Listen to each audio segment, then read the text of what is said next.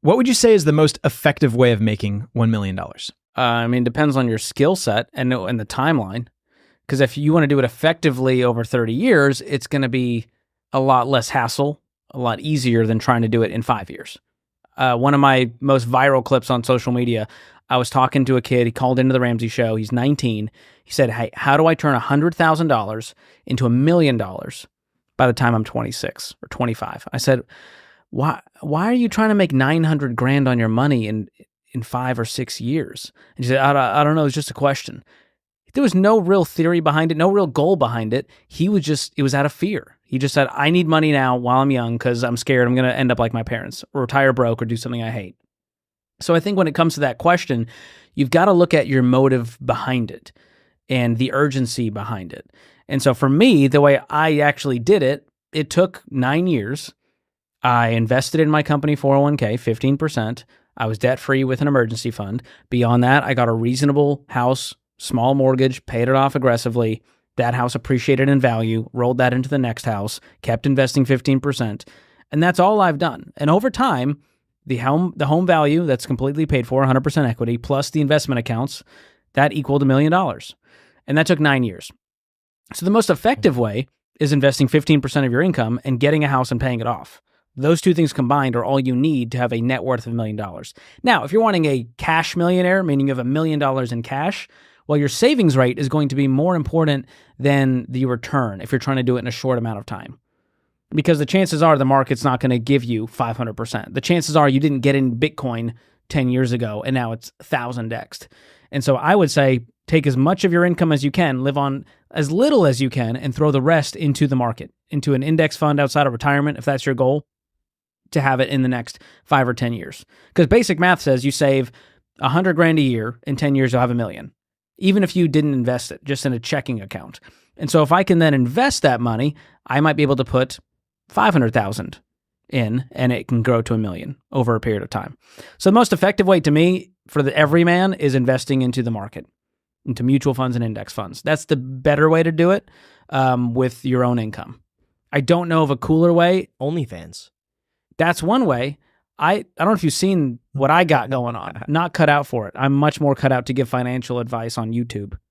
How about you guys? Do you have any other strategies that you're gatekeeping? Effective way would be, I mean, it's I don't want to say guaranteed, but it's a hard thing to fail when you're just saving up money and investing it into an index fund. So I would say that's probably the most effective way. Although that's not the way that I would tell my friends. The way I would tell my friends would just be continue to work on your skill set to earn more money. Yeah. Because, although, yeah, sure, you can end up making $1 million the former way, it would end up taking a while. So I would just say, yeah, build up your skill set, try to earn a lot of money, and then invest the money, and hopefully that grows as well. Buy assets, not liabilities, and then you'll end up being worth $1 million. Yeah. Personally, I think online sales, because it's scalable. And anything with sales, you could get good at it. Like, you don't have to be naturally great at sales. Are you saying like start a store, like a Shopify, or are you saying be in a sales job? I think a sales job is really important. But if you could merge sales with something that's online. Sales and marketing? Sales and marketing, something like that. So figure out what a product a lot of people want is and get really good at selling it. Yeah. Yeah. No, that's a great way. Again, that's a skill set I don't have to go sell something on Amazon and sell a bajillion of it and make the spread. That's not in my wheelhouse. Not something I'm even interested in doing. What's interesting about the question, though, I love to ask this. This is my new favorite question to ask anybody who has a financial goal. I say, and then what? You make $1 million, and then what? Is your life magically better? Do you retire on a beach? What is the purpose behind this? I love asking that because it gets to the heart of that person and what they're really after. Because I can usually change their entire goal based on what their motive is. I can usually go, oh, you just need a job you don't hate. You don't need $1 million in 6 years. You just need to not have a toxic leader and to do something you're passionate about that you're good at and have someone recognize that and make 50 grand a year. That's a great way to put it. So I like that a lot. Have you guys ever thought about like you get to a financial goal and then you're like, okay, what's the next thing? Because you guys are very goal-oriented people. You've achieved a lot of success in a short amount of time. A lot of people look up to you.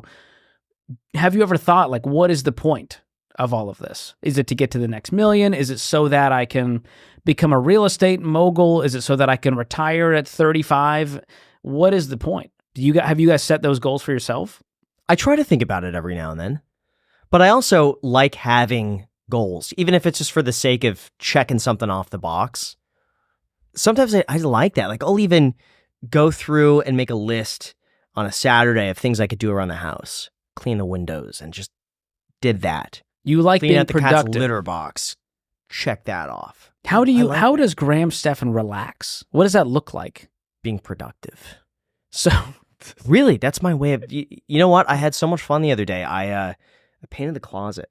So Wow. we something no one will okay, ever so see. in 4 years, we've not built out our closets. So when you get like a new construction house, they give you the builder special, which is just a rod that goes in the closet. That's it. That's all we had for 4 years. Is just a rod. And I told Macy after we got married that I'd build out the closets.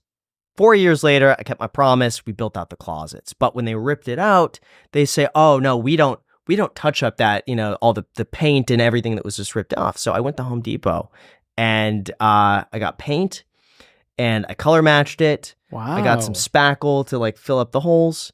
I spent like 3 hours painting the closet. And it felt great, I bet. I loved it. I put on music and Can you tell us what music? I think that's an important part of the story. Who? Danny Elfman. Danny Elfman. Yeah. Wow. You're a soundtrack guy. Yeah, love it. I love that about you. So that's an interesting point. There's a quote that really stuck with me that made me question everything because I can't help but be productive and helpful. And it's from my friend Ian Simpkins. And he said, if busyness is your drug, then rest will feel like stress. Mm-hmm. And I was like, oh, I'm bad at resting because it stresses me out to just be. Yes. And I feel like that's my next life goal is to figure out how to just be. And now that I have a 1-year-old, it's really hard to just be present and not feel like I need to be doing something more. I need to be more helpful. I'm going to check my phone. To just be in the moment is so difficult for me. And I realize that's why I don't enjoy a lot of things anymore. Because in the moment of enjoyment, I'm just going, oh, I should be doing something more productive, or I'm overthinking the moment, or I'm watching a movie and I'm wondering how much money did it take to pull off that scene, and what did the actor? I can't just be. Have you guys struggled with this, or is it just me? Am I going crazy? I used to a lot.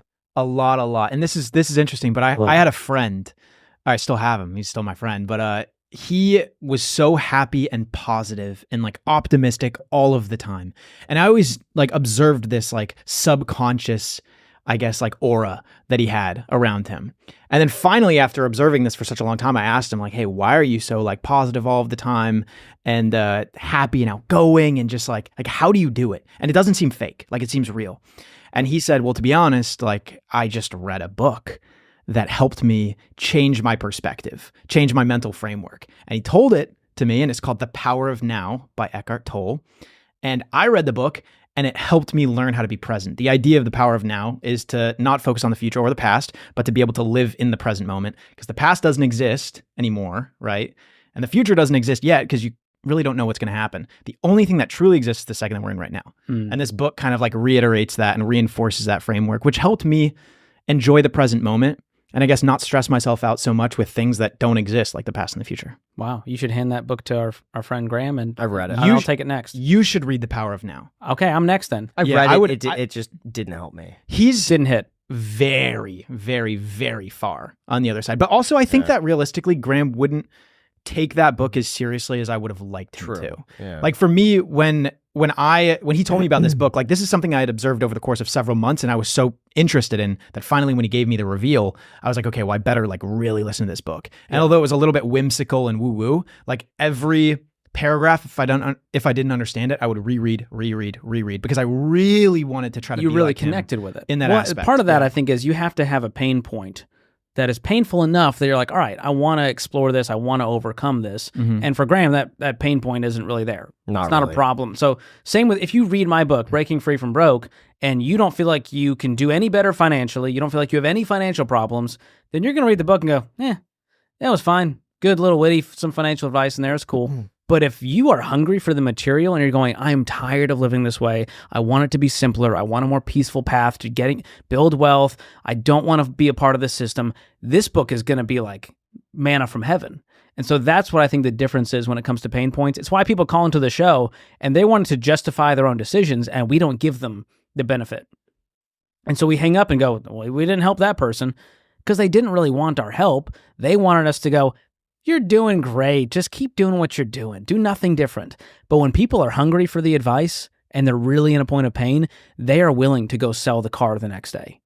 They're willing to make those sacrifices. And I think that's true with anything in life that you want to grow in. Life insurance is one of those things that makes sense for a lot of people out there, but most people just put it off because it feels complicated, expensive, or time-consuming, but it doesn't have to be thanks to our sponsor, Fabric. Fabric by Gerber Life is term life insurance that you can get done today. It's made for busy parents like you. It's all online. It's on your schedule right from your couch. You could be covered in under 10 minutes with no health exam required. If you have kids, and especially if you're young and healthy, the time to lock in a low rate is now. And even if you have life insurance through your employer, it may not offer you enough protection for your family, and it usually does not follow you if you leave your job. Fabric offers flexible, high-quality policies that fit your family and your budget, including options like $1 million in coverage for less than $1 a day. Fabric is partnered with Gerber Life, trusted by millions of families for over 50 years. There's no risk, and they even have a 30-day money-back guarantee, so you can cancel at any time. Fabric also has free digital wills, tools to invest in your kid's future, and more, all right from your phone. Join the thousands of parents who trust Fabric to protect their family. Apply today in just minutes at meetfabric.com/ICHclips. Again, that's meetfabric.com/ICHclips. MEET fabric.com/ICHclips. The link is also down below in the description. Enjoy.